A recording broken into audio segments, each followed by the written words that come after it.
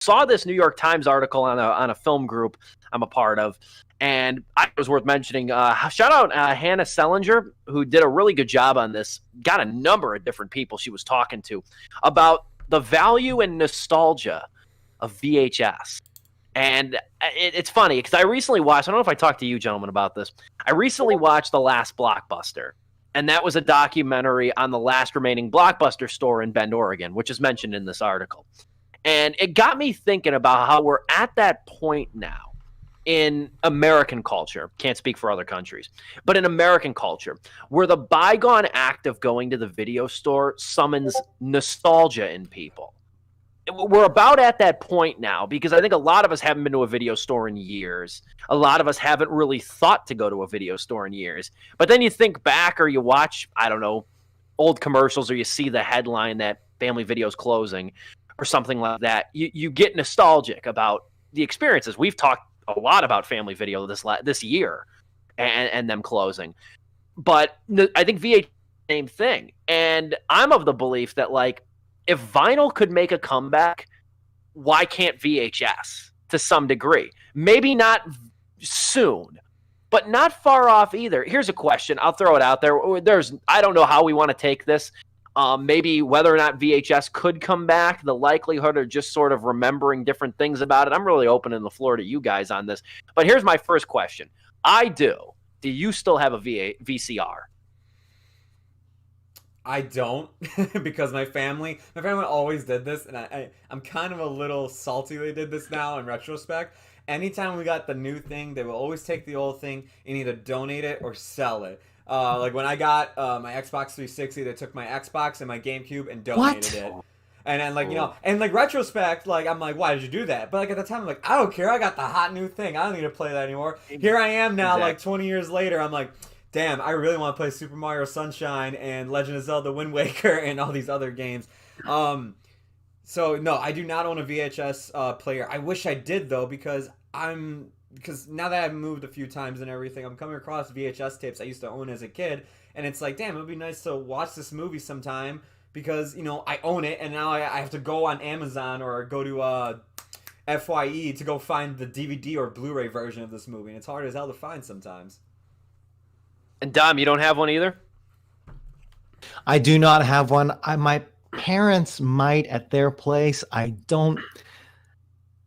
If so, it's probably broken. And the truth is, my family and I have, my parents and I should say specifically, have, we've kind of been in that. For video games, that's different because I still have my OG Xbox from like 2003 when I got it. I still play the OG Halo. That's different. But in terms of like media and like how it's been replicated enough to be on streaming now, because we have DVDs. We're kind of lazy in that regard, because it's like we have like the Lord of the Rings on DVD. We have that, and the Godfather. We have that, but like we still like, if we catch it on DVR, my parents, if they still catch it on DVR, they'll be like, oh hey, the Godfather, let me record this. We have the DVD. You can just you're missing the first 5 minutes from the wedding when Don Corleone's just put the DVD in. Nah, I got it right here. It's like I can rewind it. I'm like, God damn it! And you know what? To be honest with you, I'm kind of the same way, because it's on streaming and it's like I already have my computer up. It's probably in better quality on streaming than I have it on this old DVDs. So in terms of VHS, going back to that, other than family movies, home movies, which we'll get into later and stuff that we have, that stuff of course is priceless. But other than that, like I have, we still have, like, I think we have Mary Poppins, 2 episodes of Pokemon, first series, and like I think like I kept it because it was funny. It was an instructional video on like how to operate your vacuum. The brand would give you, so you could know how to operate the vacuum. Oh man, I should have brought those in for today. I should have gone back home, back to my parents' house. That's good. But yeah, that's all I got. And we don't have VHS player. No. I have 2. I have one at my apartment, and they're both combo. That makes sense. They're both VHS and DVD. The DVD player on the VCR I have sucks. It doesn't work. it freezes, it glitches. The VCR works fine, so I'll always keep it, but the DVD port's useless. And then I have one at my parents' house too. I feel like I'll always have them too. I feel like I'll always have those because and not many talk about this, but it's true. There are still many, many shows and movies on VHS that were never released on DVD, Blu-ray, or streaming. I know this because I have a lot of VHS tapes that I know were not released on any other format. A lot of old Nick cartoons. Have you heard about the Leslie Nielsen golf instructional videos? Got those on VHS. Yes. Those are on VHS, and there's a few videos on YouTube, and those are amazing. Watch. I don't even play golf. Watch those. Those are amazing. I hate golf. Hope Tiger Woods is good though. Hate golf, but like those are fun. But anyway, there's a lot of oddities on VHS, and that's kind of what this NY Times piece by Selinger talks about. There's a lot of oddities. Like even Dom said, we laugh about it, but like companies would release instructional videos on VHS tapes. I remember there was a site years ago that had like a bunch of random VHS tapes, and I never bought any, and I'm sad because the site doesn't exist anymore. I don't remember what it was called, but it doesn't exist anymore. They had a bunch of crazy stuff. I remember for $10, I almost got it. You could get a VHS tape. It was an hour long. It was the 1999 Wendy's training video. And I would have loved that. I'm still mad. You could probably find it online, but I'm still mad I didn't buy that. But it goes to show you, though, there's a lot of these like oddities on VHS because it was the first major home medium right there. VHS first was manufactured in 1976. It took off in America in 1977, and it lasted till 2006. So you got that 30-year timeline of stuff that was released on VHS. It was the dominant medium.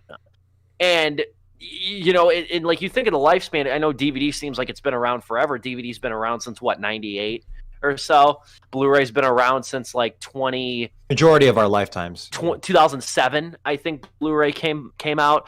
Yeah. So like, you know, the majority of our lifetime, but still it doesn't come close to how long VHS has been around. And I think this article goes into a lot of interesting facets. I don't know where you guys want to take it, but I'll start with you, Joe. What were some of the takeaways that you found insightful or observational in Selinger's piece? Dom, I'm actually gonna throw it to you real quick. Hold on a second. I'm having some technical difficulties over here. He's reading. Oh, he's reading the article. No. But you know, I'm seeing.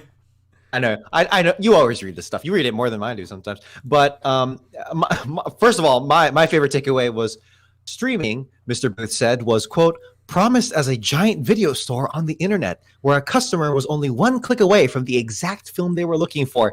And then like it goes into how like, okay, yeah, but like companies got involved. Now there's the streaming wars and subscription services, as if no one saw that coming.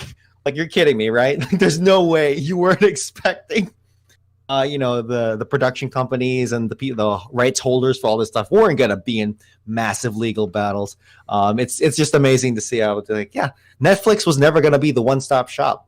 It was that stuff was bound to happen. It happened.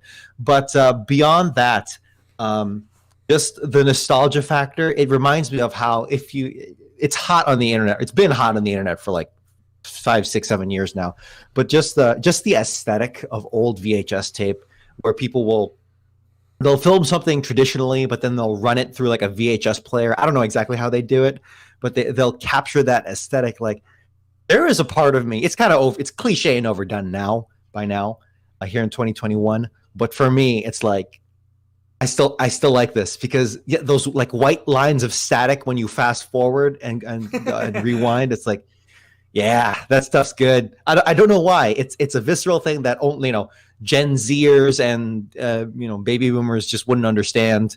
And why would they? Because it's kind of dumb in and of itself. But for me at least, and maybe you guys too, and for all the production people that love that aesthetic, it's really cool. Some people go too overboard with it. Like, damn, filters are strong with this one, but.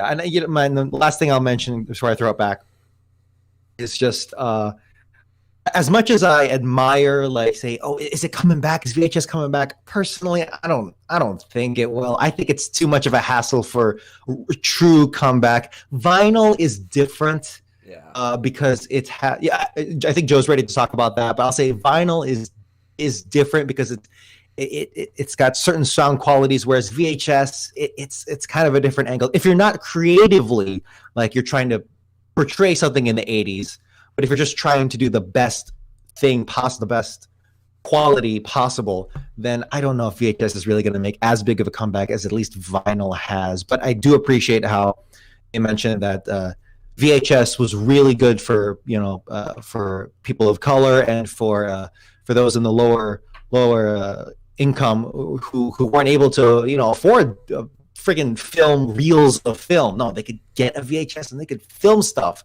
not just home movies, but amateur film. Like, that's pretty awesome. So making things more accessible, I'm always about that. Sorry, Joe, what were you gonna say? No, I'm kind of right there with you because, like, yes, this article, like, as you were pointing out, it talks about all the nostalgia factors of it, and even your example that you brought up. One thing I always love is just as a kid, like, you get done watching the movie, and this was my favorite thing whenever I rented something from Blockbuster, was rewinding the movie and just watching it. Yeah. I rewinded before sending it back. Was rewinding it all. Be kind, rewind. Yeah, be kind, rewind. Rewinding it all, watching it all play backwards. And then, like, sometimes it's kind of like, oh, wait, I want to see this scene again. And just, like, watch it there and then start rewinding it again. Like, that is such a moment that you can't get with streaming because, you just get the little thumbnail of, like, your Netflix indicator of where you're at compared to actually, like, literally watching the movie like Tenet and it's just going backward. Yes. Yeah, that's a good point. We lost that with Chapter Select in DVD. We did, yeah. We lost that way before. Sorry, what were you gonna say? No, but I agree with you. Like, when it comes to it, it's gonna be hard. It's gonna be hard when it comes to like VHS is coming back to compare to vinyl, because vinyl is like a renaissance. Thing. Yeah. It comes down to hearing. It's music. Compared to VHS is a visual element. Like, I would never want to watch a big budget action movie that we get today on a VHS tape. I don't think it would look understandable. Good. Like, same thing with, like, even just like anything that has a great cinematography, I think will undercut it. There can be, though, probably certain films, like, if you want to do an homage to, like, 80s or 90s films and you want to, like, set it, like, like, we had Jonah Hill's directorial debut with mid-90s where, like, he changed the aspect ratio of it, or even the Lighthouse where it did that and black and white. If you want to, like, make, like, a limited edition run of VHS tapes of that, I think it works for those kind of movies. Cool. Like, especially, like, a limited edition run, because there's probably, like, tons of people who would, like, eat that up that own VHS tapes. And it would just add to the effect, like the audio quality, the visual quality you get from a VHS tape, just popping that in and, like, seeing that with a film like The Lighthouse or mid-90s. Even, like, screw it, like, like those like 80s throwback horror films, if they want to do it in that style too. I think that would be really neat. But, like, in terms of it, like, coming back as big as vinyl has, I don't see it. Maybe I'll be proved wrong, and we'll see.